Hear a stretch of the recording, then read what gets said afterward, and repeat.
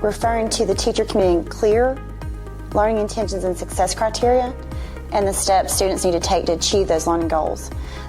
For me and my colleague, teacher clarity helps us be more intentional when we do our PLCs, when we plan out our standards, when we break those down. We're just more intentional with what we're going to create as far as our learning intentions go. Teacher clarity goes beyond breaking down standards. It gives teachers and students targets for each learning skill or topic that you're covering in class. All right, class, we just watched the Science Starter video about what it means to be abiotic and biotic. And today, I just want to go back over the learning intention. We're learning about abiotic and biotic factors, so I can explain the relationship that exists between them. What are we learning? What are we learning? Landry. We're learning about abiotic and biotic factors. Visible learning Why and are we teacher clarity learning go about hand in abiotic hand, and but biotic I think the difference here is with visible learning, we're focused more on the student, and the student is at the center. So when we think about the visible learner, we're making clear decisions about what we create for them in the classroom and experiences that help them master the standard. Visible learning involves giving students feedback, giving them exemplars and transparency in what they're learning. When we talk about the visible learner, they are at the center, and they know where they are in their learning, and they know where they're going. So, class, abiotic means? Okay, non-living. Let's say it again. Abiotic means?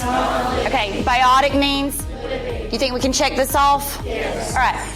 By the end of this lesson, whether it ends today or tomorrow, what's the ultimate goal of this lesson? What should you be able to do by the end of learning about biotic and abiotic factors and their relationships? Griffin?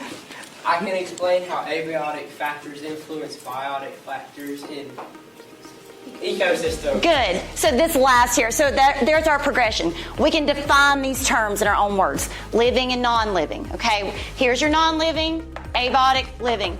Then we need to be able to list some examples. So today what we're going to do at the beginning of class is you're going to find a partner. You're going to collaborate with that partner because that's one of our dispositions, to be able to collaborate. And you're going to be curious.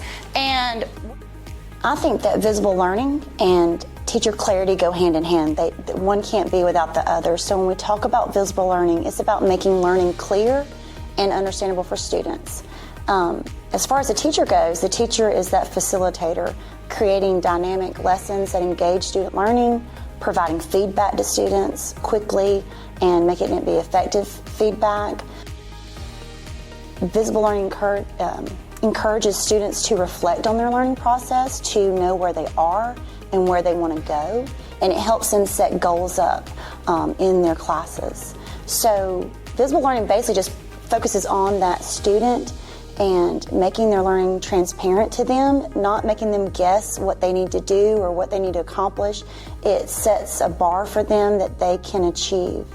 I know that with teacher clarity and with learning intentions, some of us may try to be perfectionists in creating our lesson plans and creating learning intentions and success criteria, but I just want to tell our teachers that they don't have to be perfect. Whatever works for you and your students that you know will impact academic growth and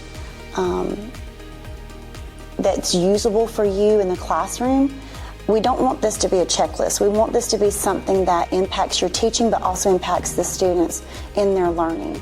And I know that maybe we don't see the impact right away, but seeds are being planted.